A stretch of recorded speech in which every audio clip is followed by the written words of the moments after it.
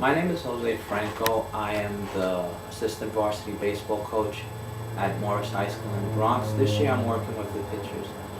Our pitching philosophy at Morris is pretty simple. What we do is we try to pitch to contact.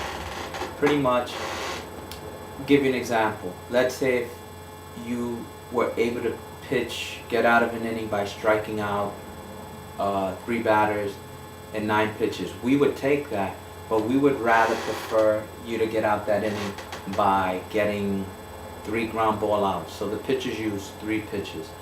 The best situation that can happen to us following that philosophy, it's an ideal. It's not something that is probable, but is that if you play a 7-inning game and your pitcher can only go through the 7-inning game by throwing 21 pitches. 7 times 3 is 21. So that's pretty much our philosophy. That's what we're striving towards. That's our goal. We want to throw as less pitches as possible. We want to pitch to contact and get the fielders in the game, stay in the game, and that's pretty much our goal. The next thing I want to cover is pitching mechanics. This is something that I've been having conversations with the guys on the team all throughout, and I wanted to touch on that. When it comes to pitching, pretty much it's 6 steps in your pitching delivery. The first step is your setup. Your setup is when you first go on the mound. You're on the mound, and what you want to do is you want to relax. You want to relax. You want to visualize yourself throwing a strike at the location. You want a good target. That's why it's important for your catcher to give you a good target. Once you have your target and you visualize yourself throwing the strike, you go to the next step, which is this drop step. The drop step is when you just go, you turn slightly, and you go into the pitcher's mound. There's a lot of people have this idea that when they go into the drop step, they have to kick back and do all this herky-jerky stuff. The most important thing in your drop step is that your back foot, where you create your leverage, lands parallel with the mound. So you're going to create an 11, and you want your back foot to always land in the same way. So it's going to look like an 11 with your mound, the mound and your foot. You don't want your foot landing slightly pointing the mound or slightly pointing home plate, because what happens is that opens you up. It doesn't allow you to keep your hip closed. So with the drop step, again, we go into the setup, and the setup we catch our breath, we visualize where we're throwing the strike, we know what pitch we're throwing, we see who the strike is. We go, we take a small step, we line up with the mound, our back foot, create the 11, and then the next step is the leg kick. One of the things that happens with the leg kick is that many people think if they kick real high, they'll be able to throw. Most important part with the leg kick is for you to keep your balance. What I mean by balance is that you want to pick up your leg, but you want to keep your shoulders straight. Your shoulders and your hips straight. You want that straight, and that's how you keep your balance. If you kick too high, you might go a little back, and that'll take away from your balance. So you have this. The first step is your setup.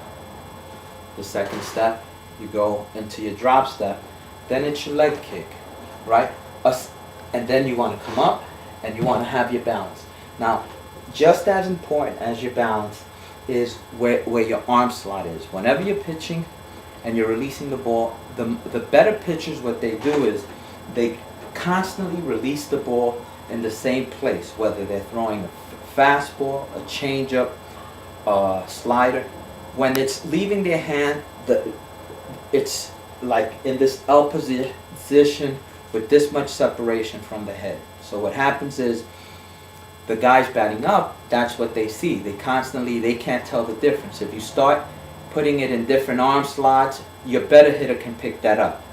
If you throw your curveball at a different arm slot, your changeup at a different arm slot, if you're getting tired or you start trying to go sidearm when you normally don't, they'll pick that up.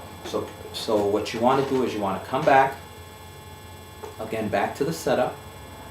You visualize, you see where the pitch is going to be, you see the location, you know where you're going, you already visualize the pitch.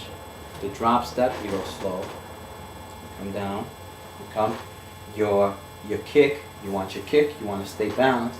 Then now it's the next part, which is called the power position. What the power position is, it's how you generate your power. And what I try to teach my kids is for them to stay tall. What I mean by staying tall is you don't want your back foot, your plant foot, to bend in. You don't want to get much of a dip. There's some kids that do that, and it's something that they have to practice and work at. If that's the only way they know how to pitch, we'll take it. But ideally, what you want is you want their legs straight up. The reason for that is the same reason why pitchers that are taller usually get drafted at higher selections. Because if you're taller, you can create the effect of throwing from a higher plane. So another thing that you do at the power position, you visualize yourself like if you were throwing down the hill. Because this is the trajectory you want on the ball. You want the ball going down. So if you bend your leg a little, if you bring your leg a little down, instead of the ball coming like this, when you're bending your leg, the ball's going to come like this. And it gives the hitter more of a chance to hit the ball, because it's a lot different than when the ball is sailing down like this. So that's one thing. Another thing you want to do when you're in the power position is you want to maintain your hips closed. So we go where we're at the leg kick, and when you're here, you try to keep your hip closed as long as possible.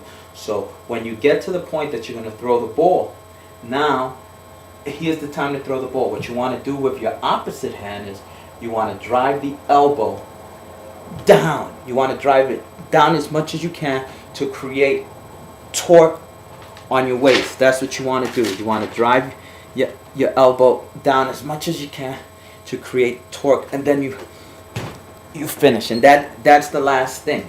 The last thing in pitching is the finish. A lot of times kids tell me, "Coach, how should I land? Should I land like this? Should I be defensive? What is it that I have to do to land the best way?" What you don't want to do is you don't want to sacrifice your mechanics worrying about how you land. My rule of thumb is if you take care of the first 5 parts, the finish or the landing will take care of itself. So if you do your setup, if you do your drop step, you take care of your leg kick, and you go through the power position, you're going to land in a good place. So to wrap everything up, we'll go through the whole windup. First you go into your setup, you're looking, you look at your sign, you get your sign, you know your location. Now you visualize yourself throwing that pitch like you've thrown it before. Now you know. And take a deep breath. You start. You do the drop step. This is when your foot has to be parallel with the mound. Now once your foot is parallel with the mound, you start bringing the ball out your glove and you start your kick. You start the kick. Here comes the kick. You want the kick. When you're doing your kick, the key is to be balanced. You want to keep your hips closed and you want to be balanced. You don't want your shoulders falling back. You want to be balanced. You want to be straight up, and you want your back leg as straight as possible. You want to visualize like if you're throwing from on top of the hill and you want to be throwing it down in this trajectory. We try to stay away from dipping our knee, because what happens is instead of throwing in this trajectory, we're going to be throwing at more of a plane, so the hitter will get a better look to see how the ball is coming. Once you have the leg kick and you go past that, now that the leg kick is going to come around, you go into your power position. And what you want to do is you want to have your arm slot all ready to go, but you want your opposite hand, you want that elbow pushing down, and you want to generate as much torque as possible. Then the finish, if you take care of all the other steps, the finish will take care of itself.